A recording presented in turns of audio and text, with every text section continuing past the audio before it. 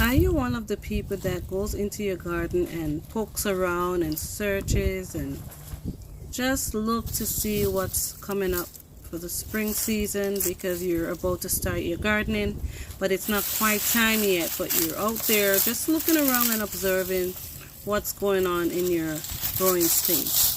I'm out here this morning just looking, to see what nature is doing, but I'm just cautious because this cozy spot here could be hosting probably a garden snake, because we do have garden snakes here. They're harmless, but they are still garden snakes, and I'm not a fan of it. So I'm just going to use this bamboo just to poke around and see what's going on in here. This was a plantain plant that I had from last year, and look at all the seedlings that's there, that the seeds dropped from it, and there's tons and tons of seedlings here that's coming up. So I'm just looking around and assessing my situation. Some of them I'm gonna have to transplant. Look, there's still seeds on there, but this is an herb, and you can do your research and figure out what you can do with whatever you have coming up in your garden.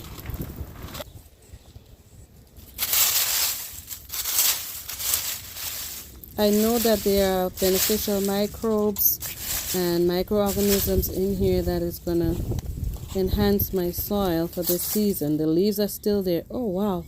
Look at that. That's an earthworm. Look at the size of that giant earthworm. And this reminds me of Planter Garden TV. If you haven't checked his channel out, check him out. He does a lot of gardening. He's a master gardener, and he's all about his soil. But look at this earthworm, guys.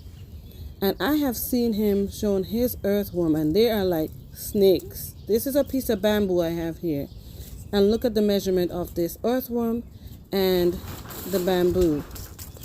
Wow, that tells you that this natural organic soil is working out for this earthworm. So if I can have earthworms like these in my soil, then obviously I am doing something right and creating favorable conditions for these worms and these microorganisms and insects and bugs to thrive in. So that's a wonderful thing. Wow, that's a huge one. And if you look down there, there's a lot of worm castings. I don't know if you can see it, but this is all worm castings in there that the worm has created. Oh wow, look at this. Look at that. It's pushing out some castings. Some people buy worm castings, I don't. But look at that. It's pushing it out as we speak. Wow, that's awesome. That is just awesome. Look at the size of that worm. That's a worm casting right there. Wow. Never seen that before in action, so here it is for you. But I am just gonna see, there's more worm castings down here. There's a lot of it in this column.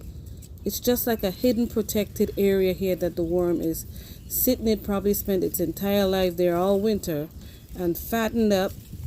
Wow, I'm just gonna put it back in there. This is just awesome. And I'm just gonna take the leaves and cover it back up and let it be.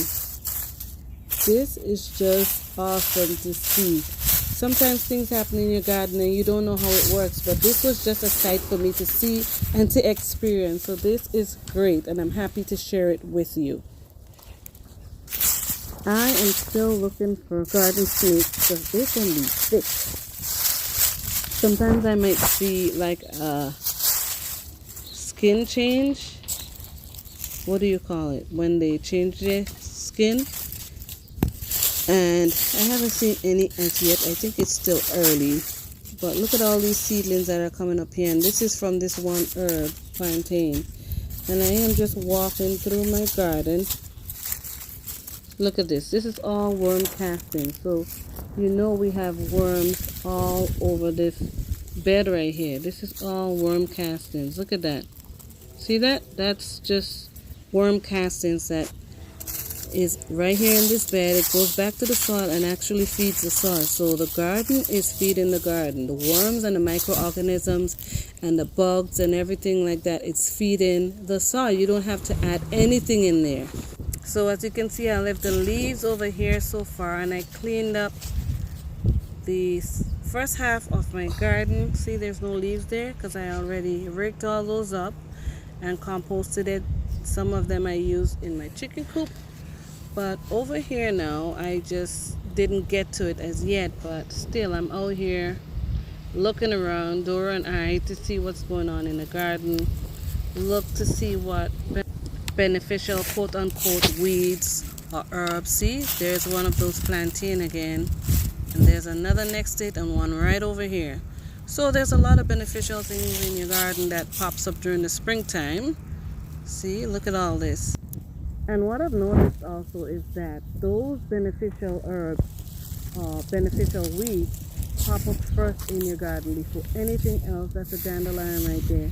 It pops up before anything else in your garden. Even if you put seeds in there, if you drop seeds for your garden, those beneficial herbs would pop up first. So I'm just doing a quick walk through, just identifying all the benefits that I'm going to be getting from the garden this year for free. That's a mullein right there. See, I don't have to plant that. The wind blew that over there, the seed, and it popped up in one of my beds. So when I'm pulling my weeds out, I just leave them in, and I look at this. There we go. That's another one. Do your research, get your books, and be able to identify all your beneficial weeds in your garden, because they come up. They surely pop up everywhere. So get out in your garden and see what's going on. As always, thank you for watching.